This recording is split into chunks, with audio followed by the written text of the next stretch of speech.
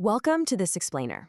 Look, if you've ever felt like traditional education is just crawling at a snail's pace or maybe way too heavy on useless theory, you are in the exact right place.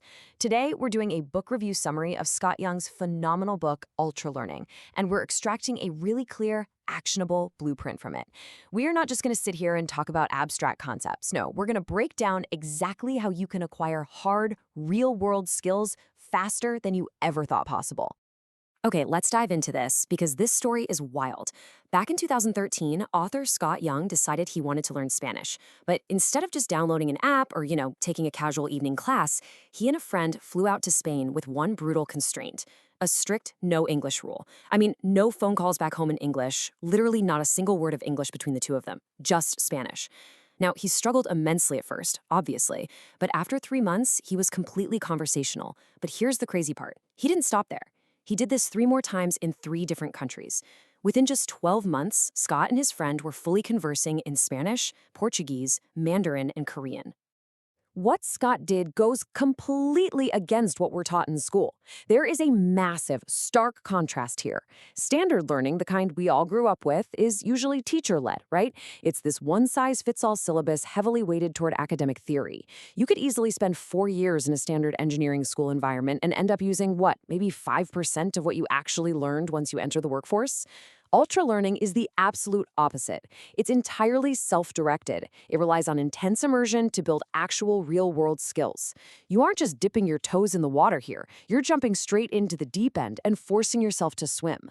So how do we actually pull this off? In this book review summary, we've broken the book's proven framework down into 3 actionable steps. First, mapping your learning path. Second, designing practice drills. And third, the power of overlearning. Let's jump straight into step 1, mapping your learning path by making a meta-learning map. Before you jump into studying, you really have to draw the map. What I found super fascinating was Scott's recommendation to spend up to 10% of your total learning time just mapping out your attack. It's called meta-learning, basically learning how to learn your specific target skill. It means doing the Google searches, skimming books, and asking experts what you need to focus on and honestly what you can just ignore. Let me tell you about Vatzel. He graduated with an architecture degree, assuming all that university theory would easily land him a job. Well, actually, scratch that. He was totally wrong. Employers didn't care about his theory. They wanted someone with actual, hands-on experience using building codes and architecture software. So Vatzel built his own meta-learning map. He took a low-paying job at a print shop that printed massive blueprints for architectural firms. He just watched. He asked questions. And he quickly discovered architects were exclusively using a software called Revit. So he went home, bought the software, bypassed all that useless academic theory, and taught himself exactly how to replicate the drawings he saw at work. Months later, he submitted a highly targeted portfolio and snagged 2 job offers from firms that had previously rejected him. And this brilliantly illustrates the exact map you need to create for yourself. Whenever you start a new project, just draw a table with 3 simple categories. First, concepts to understand. Second, facts to memorize. And third, procedures to practice. The whole secret here is specificity. Think about it. If your goal is just to hold a spoken conversation in Mandarin, you absolutely do not need to memorize thousands of written characters in that middle column.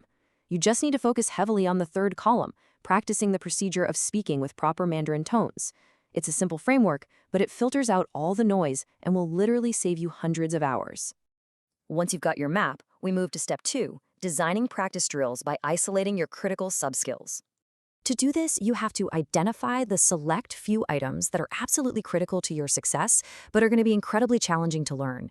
You don't practice the whole entire skill at once, you isolate the bottleneck. This is exactly how American founding father Ben Franklin became such a masterful writer that they actually asked him to edit the Declaration of Independence. Franklin didn't just write more to get better. He identified his weak points and he drilled them relentlessly. He noticed his vocabulary was weak, so he took poems and forced himself to replace original words with synonyms while keeping the exact rhyme. To improve his logic, he'd read his favorite magazine, The Spectator, put it away for a few days, and then try to reconstruct the entire argument purely from memory. Then, he'd compare his reconstructed version to the original to brutally expose his own faults. He isolated the exact subskills he needed to grow. So the crucial point is that learning a massive skill requires zooming in on the micro mechanics.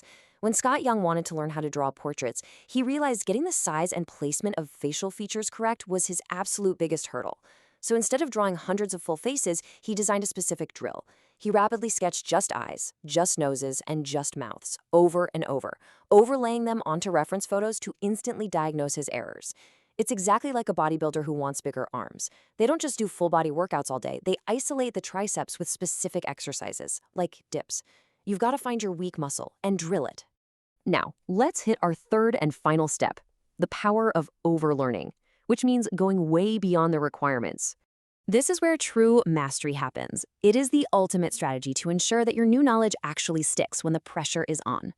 Overlearning means intentionally going significantly beyond the baseline requirements of whatever you're trying to achieve. Think about it like taking an advanced psychology class just to prepare for a basic Psych 101 exam. The research on this is just fascinating. One study found that students who take a calculus class immediately after taking algebra end up recalling significantly more algebra than the students who only took the algebra class. And get this, that's true even if those algebra-only students got better grades originally. By forcing your brain to grapple with higher level, way more complex material, the baseline concepts just become permanently anchored in your memory. Let's look at how you apply this to the real world. One of Scott's friends wanted to rapidly improve his public speaking for an upcoming adult speech contest. But he didn't just practice in front of his bathroom mirror or, in front of a few supportive friends. He fully embraced overlearning. He arranged to deliver his speech to a room full of 7th graders. Now think about that for a second. 7th graders have terrible attention spans and they do absolutely nothing to hide their boredom. They are literally the ultimate tough crowd. Scott's friend knew that if he could train at that next level, if he could somehow manage to keep middle schoolers engaged, then stepping onto a stage in front of polite adults at the actual speech contest would feel like a total walk in the park. He trained so much harder than the performance required. So bringing it all together, here is the ultimate blueprint you can start using today. Whether you want to learn graphic design, pick up Python programming, master copywriting, or learn a completely new language, this is how you accelerate your career. 1. Map it. Draw out those columns for concepts, facts, and procedures to filter out the noise. 2. Drill it. Find the hardest sub-skill, your absolute weak link, and practice it in total isolation. And 3. Overlearn it. Always train at a higher level than your target performance demands. You want to make the practice so intense that the real thing just feels effortless. We've extracted the exact framework from Scott Young's incredible book, but let's be honest, knowledge without application is really just entertainment. So what is your next ultralearning project? You have the map, you know how to build the drills, and you know the secret of overlearning. The only thing left to decide is what incredible skill you are going to conquer next. Get out there and start mapping.